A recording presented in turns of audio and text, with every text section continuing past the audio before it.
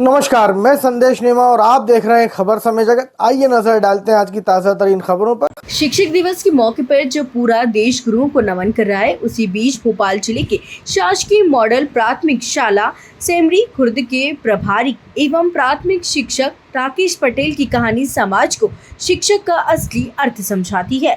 28 वर्षों से लगातार शिक्षा सेवा में जुटे राकेश पटेल ने अपनी कर्मनिष्ठा और समर्पण से यह साबित कर दिया है कि सच्चा शिक्षक केवल ज्ञान का संचारक नहीं होता, बल्कि बच्चों के भविष्य का निर्माता भी होता है। संसाधनों की भारी कमी और असुविधाओं के अभाव में जहां बच्चे अक्सर पढ़ाई से दूर हो जाते हैं, वहां राकेश पटेल ने उम्मीद की नई राह दिखाई। उन्होंने पहले जन सहयोग से स्कूल की जर्जर कक्षाओं को नया स्वरूप दिलाया। इसके बाद उन बच्चों तक पहुंचे जो स्कूल की दूरी और साधनों की कमी से शिक्षा से वंचित थे। बच्चों की सुविधा के लिए उन्होंने ऑटो की व्यवस्था कराई ताकि कोई बच्चा पढ़ाई से पीछे ना छूटे।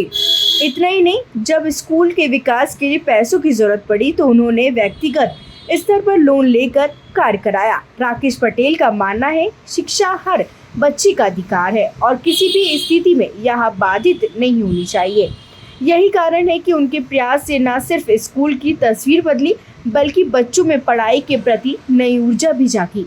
राकेश पटेल की कहानी आज शिक्षक दिवस पर हर उस गुरु को प्रेरित करती है जो बच्चों की जिंदगी बदलने के लिए अपने कर्तव्य से आगे बढ़कर समाज में शिक्षा की मशाल जलाने का संकल्प लेते हैं। वही शिक्षक दिवस के मौके पर भोपाल जिला पंचायत में शिक्षक राकेश पटेल को शिक्षक के क्षेत्र में बेहतर काम करने के लिए मोहन सिंह जाट को मेडल, स्मृति चिन्ह एवं प्रस्तावित पत्र देकर सम्मानित किया।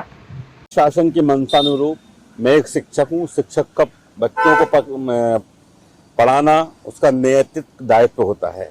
मुझे जब मालूम हुआ कि मेरे गांव से 5 किलोमीटर दूर 30-40 बच्चे ऐसे जो कहीं पढ़ने नहीं जाते, मैं उन लोगों से मिला, उनसे कहा आप पढ़ाई करिए। उन्होंने कहा अधिक दूरी होने के कारण हम नहीं जा पाएंगे साला में, तो हमने कहा कि हम ऑटो की व्यवस्था करवाते हैं। हमने जन समुदाय से लगभग 1,30,000 रुपये इकट्ठा किया।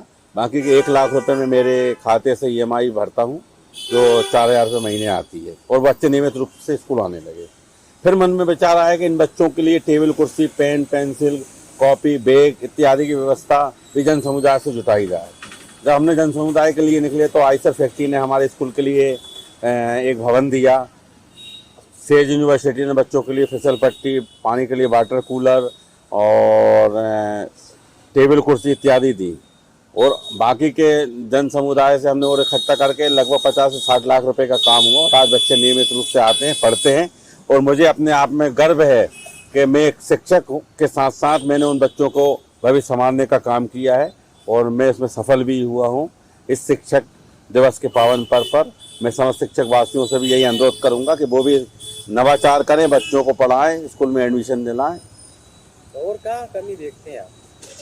कमी क्या, लोगों ने मुझसे कहा कि आपने जब ऑटो किया है और इसमें इतने संसाधन जुटा, भविष्य की क्या योजना है? अगर मान लो आप इस स्कूल में रहे नहीं ना, जन समुदाय से अगर स्कूल में व्यवस्था नहीं होती तो फिर ये चलता कैसे रहेगा?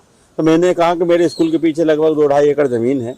उस ज़मीन में हम साग सब्जी और फसल उगाकर उसकी फसल में जो आएगा उससे हम स्कूल का भी वो रहेगा। लेकिन बच्चों को पैसों के अभाव में, आवागमन के अभाव में, उनके संसाधन के अभाव में पढ़ने से न रोकें, ये मेरा संकल्प है, और मैं जब तक जीवित हूँ उन बच्चों के लिए करता रहूँगा। ऐसी रोचक खबरों के लिए जुड़े रहिए खबर समय जगत के साथ। नमस्कार।